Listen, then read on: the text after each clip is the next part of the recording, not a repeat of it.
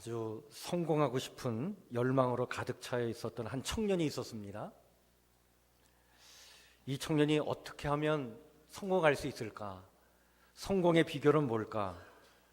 그것을 알고 싶어서 현명하기로 이름이 난 한 왕을 찾아갔습니다. 현자라고 소문난 이 왕을 찾아가서 성공의 비결을 물었다고 합니다. 저에게 성공의 비결을 알려주십시오. 어떻게 하면 성공할 수 있겠습니까? 그때 이 현명한 왕은 대답 대신에 포도주를 한 잔 가득 부어 주면서 이렇게 말을 했다고 합니다. 이 포도주 잔을 들고 시장통을 한 바퀴 돌아오면 비결을 가르쳐 주겠다. 단 포도주를 한 방울이라도 흘리면 너는 이 칼로 목을 베어야 한다. 바짝 긴장한 이 청년은 성공하고 싶은 이 비결을 정말 얻고 싶어서 땀을 뻘뻘 흘리면서 그 복잡한 저작거리를 한 바퀴 돌았습니다. 다행히 포도주를 한 방울로 흘리지 않고 돌아왔다고 합니다. 이렇게 돌아온 청년에게 왕이 물었습니다. 시장을 돌며 무엇을 보았느냐? 무슨 소리를 들었느냐? 그러자 청년이 대답을 합니다. 포도주 잔에 온 신경을 쓰느라 무엇을 보았는지, 무슨 소리를 들었는지 본 것도 없고 들은 것도 없습니다. 그러자 왕이 이렇게 말했다고 하죠. 바로 그것이니라. 내 목표에 목숨을 거는 것, 그것만을 바라보는 것, 그것이 성공의 비결이니라. 이렇게 지혜를 알려줬다고 합니다. 이 이야기는 오늘 우리에게 많은 의미를 주는 이야기다 싶습니다. 특별히 여러분, 신앙생활을 하는 것도 마찬가지라고 봐요. 우리가 신앙생활에 성공하는 것, 믿음을 가지고 인생을 사는 이 일에 끝까지 승리하는 길, 그 비결은 어디에 있겠습니까? 사도 바울은요, 빌립보서 3장 13절 14절에서 이런 고백을 합니다. 형제들아, 나는 아직 내가 잡은 줄로 여기지 아니하고 오직 한 일, 뒤에 있는 것은 잊어버리고 앞에 있는 것을 잡으려고 표대를 향하여 그리스도 예수 안에서 하나님이 위에서 부르신 부름의 상을 위하여 달려가노라. 그렇습니다.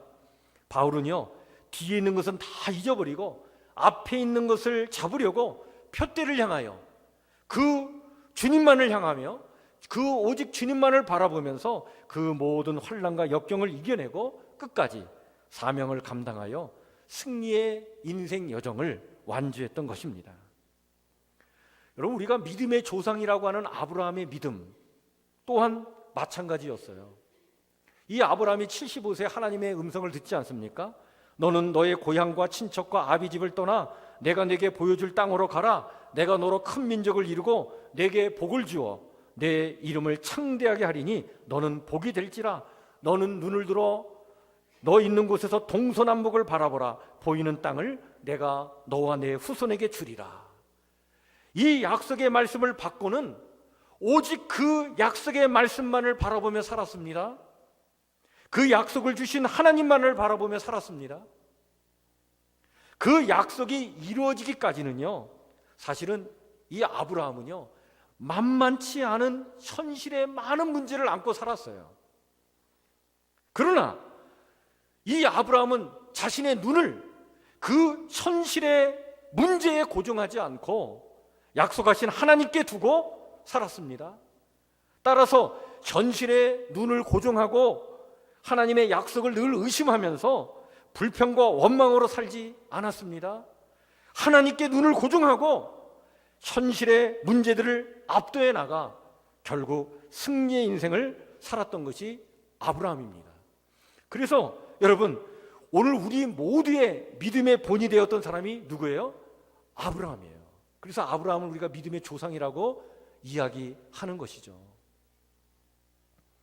북왕국 이스라엘에 아합 왕이라고 하는 왕이 있을 때 이 아합 왕이 하나님 앞에 많은 죄를 져서 하나님께서 이 북왕국 이스라엘에 3년 6개월 동안 비가 오지 않게 하는 심판을 내렸어요. 3년 6개월 동안 가뭄이 들어가지고 백성이 너무 고통이 심하게 되자 결국 하나님은 엘리야 선지자에게 갈멜산으로 가라 하시고는 그곳에서 바알을 숭배하는 자들과 결판을 내어서 누가 진정 축복의 단비를 내리게 하시는 정말 살아있는 신인지를 보여주라 라고 하죠. 결국 바알을 숭배하는 자들과 그 갈멜산에서 이 엘리야가 결판을 냅니다. 저들의 몸부림에도 하늘에서 불이 내리지 않았던 그 갈멜산의 제단에 이 엘리야가 기도하게 되자 그 순간 하늘에서 불이 임하더니 결국 이 갈멜산에서 여호와 하나님만이 참 하나님이신 것을 드러내는 놀라운 역사가 나타납니다. 그러나 이러한 불이 임하는 역사가 나타난 이후에 곧바로 비가 오지 않았어요. 갈멜산에서의 승리 후에 비가 곧 내리지 않았습니다. 백성들은 비를 기다리고 있었는데 그때 이 엘리야는요 두 무릎 사이에 얼굴을 쳐박고는 하나님 앞에 간절히 기도를 하면서 자기 사환에게 그 산 꼭대기에 올라가서 지중해를 한번 바라보라고 얘기하죠. 사환이 갈멜산 꼭대기에 올라가서 지중해를 바라보는데 아무것도 보이질 않는 거예요. 와서 얘기합니다. 그때 엘리야가 다시 가서 보라고 합니다. 7번씩이나 가서 보라고 해요. 마지막 7번째 다녀와서 사환이 말을 합니다. 저기 지중해 수평선 너머에 손만한 작은 구름이 보인다고 얘기합니다. 그때 엘리야는요 그 손만한 작은 구름에서 은혜의 단비를 가지고 오시는 하나님을 바라보았습니다. 그리고는 왕과 백성들에게 빨리 비를 피하여 돌아가라고 얘기합니다. 아니 현실은 손만한 작은 구름뿐인데 비가 오다니 모두가 어안이 벙벙한 그런 상황인데 그러나 엘리야는요 손만한 작은 구름이라고 하는 그 현실 너머에 큰 은혜의 단비를 갖고 오시는 하나님을 바라보는 그 믿음이 있었습니다. 그 손만한 작은 구름에 눈이 고정되지 않고 그 너머에 하나님을 바라보는 그 믿음의 눈이 있었던 것이죠. 결국 이 엘리야의 말 그대로 여러분 3년 반의 그 가뭄이 해결되는 은혜의 단비가 곧 닥치게 됩니다. 결국 해갈의 기쁨을 주는 그 비를 온 백성이 맞이하게 되는 그런 역사가 일어나게 되었죠. 남왕국 유다에 그 20명의 왕이 있었는데요. 그 왕들 중에 4번째 왕이 있었습니다. 이 왕의 이름이 여호사밧이라고 하는 왕이 있었어요. 근데 이 여호사밧 왕이 남왕국 유다의 왕이 되었을 때 이 나라에 문제가 생겼습니다. 어떤 문제가 생겼냐면 이 남왕국 유다의 주변 국가들이 연합을 해가지고 암몬과 모압과 세일이라고 하는 이 세 나라가 세 민족이 연합해가지고 남왕국 유다를 공격하게 된 거예요. 도저히 이 싸움에서 승리할 수 없음을 알았던 여호사밧은 하나님께 기도를 합니다. 이때 드린 기도가 역대하 20장 12절에 나와 있는 말씀입니다. 이렇게 기도를 합니다. 우리 하나님이여 우리를 치러 오는 이 큰 무리를 우리가 대적할 능력이 없고 어떻게 해야 할지 알지 못하겠습니다. 그러나 주님 오직 주만 바라보나이다. 오직 주만 바라보나이다. 그때 하나님의 영이 야시렐이라고 하는 사람에게 임하더니 이런 예언의 말을 하게 하죠. 하나님의 백성들아 그리고 여호사밧 왕아 들을지어다. 너희는 이 큰 무리로 말미암아 두려워하거나 놀라지 말라. 이 전쟁은 너희에게 속한 것이 아니요 하나님께 속한 것이니라. 이 전쟁에는 너희가 싸울 것이 없나니 대열을 이루고 서서 너희와 함께한 여호와가 구원하는 것을 보라. 하나님의 백성들아 너희는 두려워하지 말며 놀라지 말고 내일 그들을 맞서 나가라. 여호와가 너희와 함께 하리라. 이 말씀을 들은 이 여호사밧 왕이 그 다음날 백성들 앞에 서서 외칩니다. 하나님의 백성들아, 내 말을 들을지어다. 너희는 너희 하나님 여호와를 신뢰하라. 그리하면 견고히 서리라. 약속의 말씀을 신뢰하라. 그리하면 형통하리라. 그래서 이 여호사밧과 이 백성들이요, 이 하나님의 약속의 말씀을 굳게 붙잡고 하나님만을 바라보면서 나갑니다. 그런데 놀라운 일이 일어났어요. 이들의 진격 소리를 듣고는요, 너무 놀란 암몬과 모압과 세일의 이 연합군들이요, 서로 자기들끼리 적으로 오인을 해가지고 서로 자기들끼리 쳐 죽이는 사건을 벌이게 된 거예요. 역부족이었던 싸움이었는데, 그러나 주만 바라볼 때 대승을 이루었던 사건이 바로 역대하 20장에 나오는 이야기입니다. 여러분, 오늘도 마찬가지인 줄 믿습니다. 우리가 주님만 바라볼 때에 주의 이 놀라운 능력과 역사가 우리 삶 가운데 나타나게 될 줄 믿으시길 바랍니다. 그런데 여러분, 우리가 주님만 바라봐야 될 이 하나님의 백성들이 주님만 바라보는 이 시선이 흐트러져서 이 세상의 현실에 그 눈을 돌려가지고 그 현실의 걱정거리와 염려거리에 우리 눈이 고정되는 순간, 여러분, 우리는 실패를 경험하게 됩니다. 마태복음 14장 21절부터 32절에 보면 베드로 이야기가 나와요. 오병이어의 기적사건을 체험한 예수님의 제자들은요, 예수님께서 친히 무리들을 보내시는 동안 배를 타고 갈릴리 호수를 건너가게 되었습니다. 예수님은 먼저 제자들을 배에 태우고 갈릴리 호수를 건너가게 하시고 난 다음에 무리들을 다 보내고 난 다음에 예수님은 그 산에 홀로 남으셔서 기도하기를 원하셨어요. 오병이어의 기적을 베풀고 난 다음에 예수님은 하나님만 바라보고 싶은 그 열망이 간절했습니다. 시간이 한참 흐른 후에 이 제자들이 탄 이 배가 새벽 4시경에 호수 건너편을 향해 갈 때에 그 순간 강한 바람이 불더니 이 배가 크게 흔들리게 되었습니다. 두려움에 사로잡혀 있는 그 순간, 그런데 바로 그 순간 예수님께서 바다 위로 걸어서 제자들에게 오고 있었습니다. 제자들은 너무 두려운 나머지 유령인 줄 알고 유령이라 생각하고 놀라고 있었어요. 그런데 그때 주님께서 제자들에게 말씀하십니다. 안심하라, 나니 두려워하지 말라. 그때 베드로가 놀라면서 주님께 이렇게 대답을 합니다. 주여, 만일 주님이 이시거든 나를 명하사 물 위로 오라 하소서. 그렇게 말을 하죠. 그때 주님께서 베드로에게 말씀하십니다. 그래 베드로야, 오라 오라 말씀하시는 거예요. 그때 베드로가 배에서 내려가지고 주님을 바라보면서 걸어가는데 물 위로 걸어서 예수님께로 가는 것이었습니다. 놀라운 일이죠.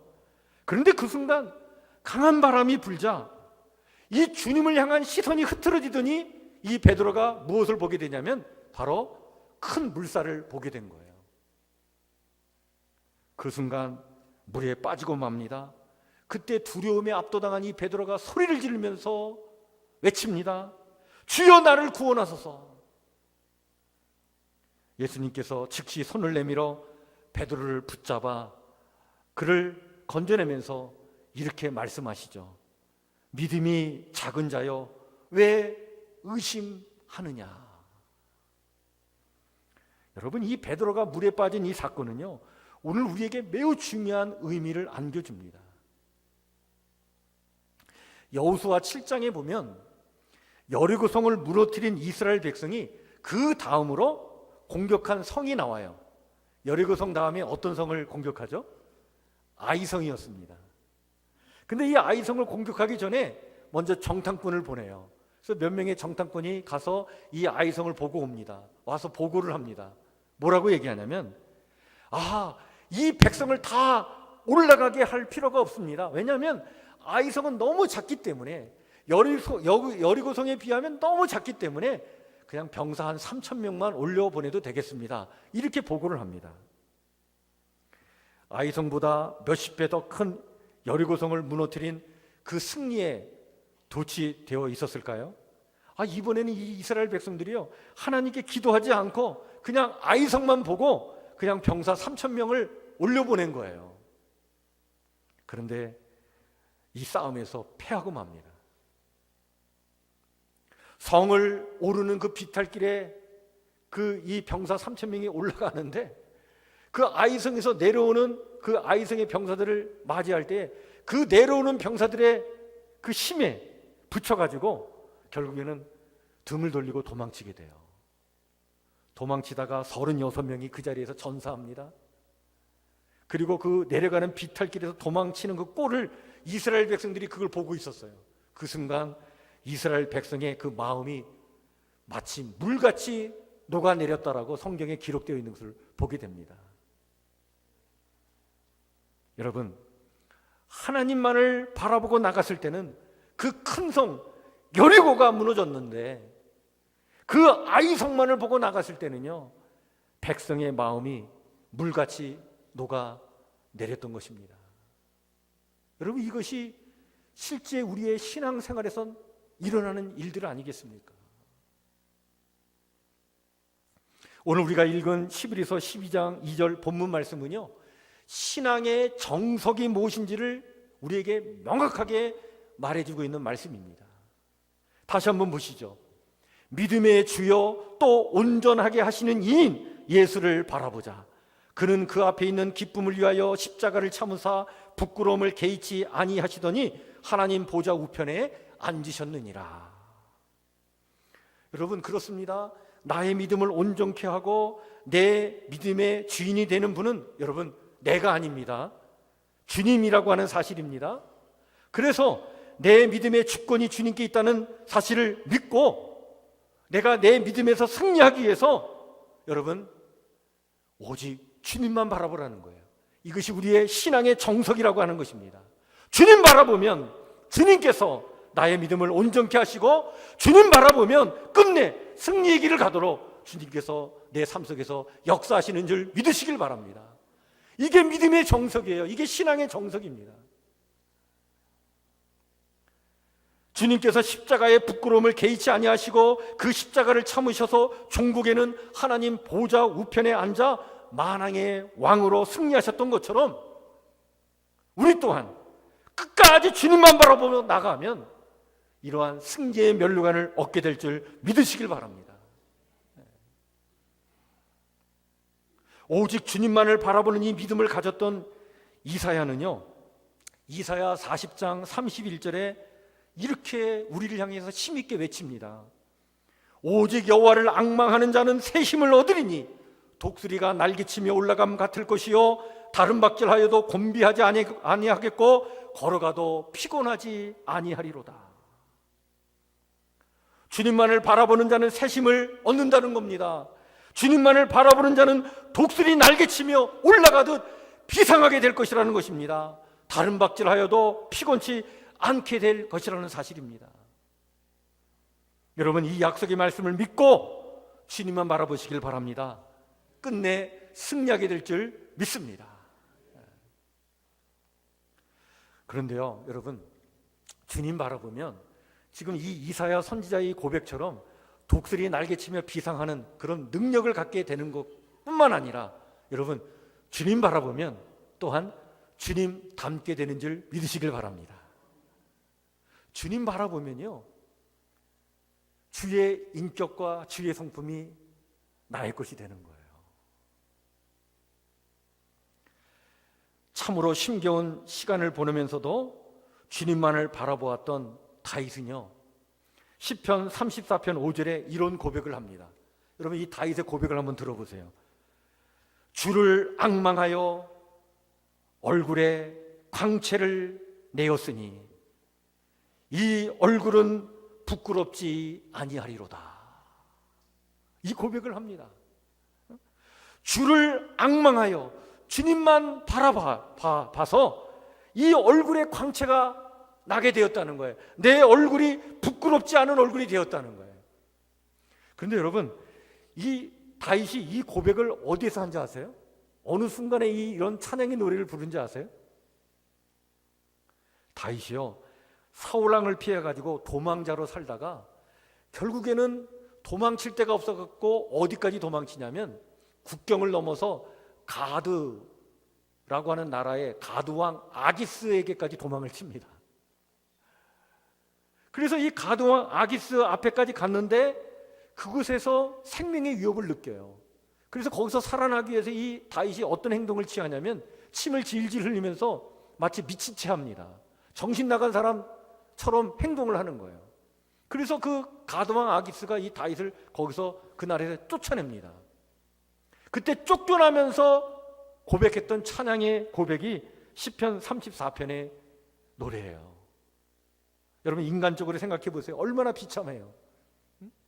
사울왕에 쫓겨가지고 갈 데가 없어갖고 국경을 넘어서 가드왕 아기스 앞에 갔는데 거기서도 생명의 위협을 느끼니 거기서 살아나기 위해서 미친 사람처럼 그런 모습을 보이고 쫓겨나는 그 심세가 얼마나 여러분 정말 가슴 아픈 일입니까? 그런데 현실은 그렇지만 그러한 처절한 현실 가운데서도 주님만을 바라보니까, 주님만을 앙망하니까 자신의 이 심세를 한탄하고 처량하게 여기는 것이 아니라 오히려 주님 닮은 광채가 어디서 나타난다고요? 이 얼굴에서 나타난다는 거예요. 내가 부끄럽지 않다라고 하는 이 고백을 자신 있게 하고 있는 것입니다. 요즘 저희 교회 새벽 예배 때 고린도전서를 가지고 지금 말씀을 나누고 있거든요. 그래서 고린도전서 말씀을 묵상하면서 기도하고 있는데, 여러분들 고린도 교회가 사도 바울이 세운 교회 중에서 가장 큰 교회가 고린도 교회였어요. 근데 교회가 크다 보니까 고린도 교회에 문제가 많이 생겼습니다. 그래서 그 문제들에 대해서 이 사도 바울이 정말 하나님의 말씀으로 권면하면서 쓴 편지가 고린도전서인데, 그 여러 가지 문제가 나오는데 그 중에 가장 큰 문제가 바로 뭐였냐면 고린도 교회 안에 분열이 생긴 거예요. 싸움이 일어난 거예요. 나는 바울파다, 나는 아볼로파다, 나는 게바파다, 나는 뭐 그리스도파다 그래가지고 서로 교회 안에서 싸움이 난 거예요. 왜 교회 안에서 이 싸움이 났을까? 이유가 뭘까요? 고린도 교회 성도들이, 주님만 바라봐야 될 이 성도들이 사람만 바라보니까 교회 안에 싸움이 난 거예요. 이 고린도 교회 일대 목사가 바울이었습니다. 바울이 18개월 동안 목회를 하고 교회를 세우고 그 고린도 지역을 떠나고 난 다음에 아볼로가 2대 목사가 됐습니다. 근데 사람들이 교회 사역자가 가리키는 그 손가락으로 가리키는 주님만 바라봐야 되는데, 주님만 바라봐야 되는데 주님 바라보지 않고 누구만 바라본 거예요? 그 손가락만 바라본 거예요. 그래서 사람에 집착하고 사람에게 얽매이고, 그래서 나는 누구 사람이다, 나는 누구 파다, 그래가지고 서로 분열이 일어나게 된 거예요. 여러분, 그렇습니다. 오늘도 똑같은 문제가 우리 안에 일어나지 않습니까? 우리 안에 일어나는 모든 문제의 근원을 파헤치면 거기에 뭐가 있냐면 우리가 주님만 바라보지 않기 때문에, 사람 바라보기 때문에 우리 안에 문제가 나오는 거예요. 이 모든 문제를 해결하는 길은 여러분 주님만 바라보는 이 신앙의 정석을 다시 회복하는 길인 줄 믿으시길 바랍니다. 주님 바라보면요 내 문제가 해결됩니다. 주님 바라보면요 관계에서 깨진 모든 관계들이 회복됩니다. 주님 바라보면요 상처받은 거, 문제 생긴 거, 그 문제 때문에 정말 가슴 아픈 거 여러분 해결됩니다. 주님 바라보면 주의 역사가 내 삶 가운데 나타나게 될 줄 믿습니다. 근데 놀라운 사실은 여러분 예배가 뭔지 아세요? 예배? 여러분 우리가 오늘도 예배 자리에 이렇게 나오셨는데 여러분 예배가 무엇입니까? 예배는 주님만 바라보는 것이 예배인 줄 믿으시길 바랍니다. 그래서 여러분들 예배는요 주님만 바라보는 거예요. 주님만 바라볼 때 여러분 주께서 우리 안에 역사하셔서 우리에게 당신의 은혜를 부어주실 뿐만 아니라 당신의 능력으로 우리의 삶을 붙잡아 주시는 줄 믿으시길 바랍니다. 그렇게 되면 문제를 만나도 그 문제를 극복할 수가 있어요. 아무리 어려운 상황과 처지에 있어도 우리 얼굴에서 광채가 나게 될 줄 믿으시길 바랍니다. 독수리 날개치며 비상하게 될 줄 믿습니다. 그래서 주님만 바라보는 이 예배가 바로 이게 축복입니다. 여러분, 다윗이요, 아들 압살롬이 반역을 일으켜가지고 어떤 꼴을 당하냐면요, 수도 예루살렘을 빼앗기고 유다 광야로 도망하게 돼요. 이게 얼마나 비참한 일이에요. 그런데 아들 압살롬이 반역을 일으켜가지고 수도를 아들에게 빼앗기고 유다 광야로 피신해가지고 광야로 들어간 이 다윗이 그 광야에서 예배를 드립니다. 주님만 바라보는 예배를 드려요. 그때 그 주님만 바라보는 예배를 드리면서 이 다윗이 읊었던 찬양의 노래가 시편 63편입니다. 그때 이런 찬양을 하나님께 올려드리죠. 하나님이여, 주는 나의 하나님이시라. 내가 간절히 주를 쳤대. 물이 없어 마르고 황폐한 땅에서 내 영혼이 주를 갈망하며 내 육체가 주를 앙모하나이다. 내가 주의 권능과 영광을 보기 위하여 이와 같이 성소에서 주를 바라보았나이다. 주의 인자심이 생명보다 나음으로 내 입술이 주를 찬양할 것이라. 이러므로 나의 평생의 주를 송축하며 주의 이름으로 말미암아 나의 손을 들리이다. 얼마나 아름답고 위대한 찬양의 노래인지 몰라요. 물이 없어 마르고 황폐한 땅이지만 그러나 그곳에서 주를 갈망하며 오직 주님만을 앙망하며 주님만을 바라본다는 것입니다. 그렇더니 주의 인자하심이 생명보다 나음으로 내 입술이 주를 찬양하게 되고 내 평생의 주를 송축하며 오직 주님만을 바라보며 주께 나의 손을 들고 예배를 드리는 이런 심령이 된단 말이죠. 그때 하나님의 그 회복의 은혜가 이 다윗에게 임하더니 말이죠, 다윗이 이렇게 주님만을 바라보며 예배 드릴 때 어떤 회복의 역사가 일어났냐면 그 아들 압살롬에 대한 미움, 그 복수심, 또 그 아들로 인해서 자기가 그 예루살렘에서 쫓겨난 그 수치심, 이런 것들이 한순간 다 사라지는 거예요. 그러더니 주님의 마음을 갖게 됩니다. 주님의 마음이 다윗의 마음이 되니까 다윗이 그 아들 압살롬이 너무 불쌍하게 여겨지게 되는 거예요. 그래서 압살롬 아들을 향한 국률의 마음을 갖고 자기 수하의 요압 장군에게 얘기하죠. 우리 아들 압살롬은 생명을 절대로 해치지 말라고 부탁을 하는데 이 요압이 이 다윗의 마음을 읽지 못해가지고 결국에는 이 아들 압살롬을 죽이잖아요. 다시 전세를 역전시키고 예루살렘으로 돌아오게 됩니다. 여러분, 참된 승리의 삶은 주님만을 바라보는 예배에서 나오는 줄 믿으시길 바랍니다.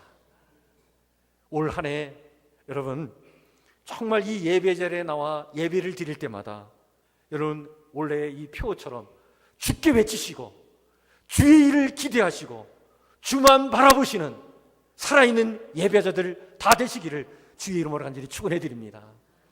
주만 바라볼 때에 여러분 독수리 날개치며 비상하게 될 것입니다. 주의 광채가 우리 성도님들의 얼굴을 통해 나타나게 될 줄 믿습니다. 이러한 은혜와 영광과 능력을 공급받아서 이 세상을 힘있게 승리하며 살아가는 우리 성북교회 성도들 모두가 되시기를 주의 이름으로 간절히 축원해 드립니다. 기도하겠습니다.